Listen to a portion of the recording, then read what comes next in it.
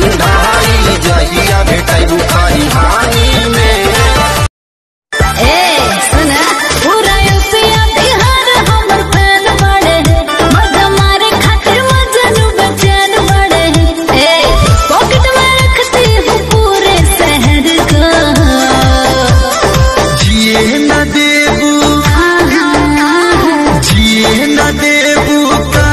पतर को खड़े परा ले बुकाए समर को जिए न दे बुकाए पतर नहीं सुई दवाई न पैदा करी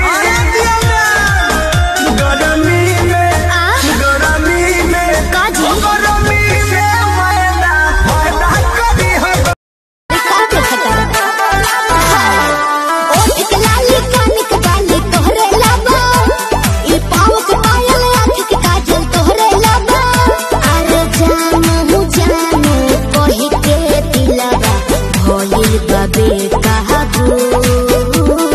नीली नीली अखियां से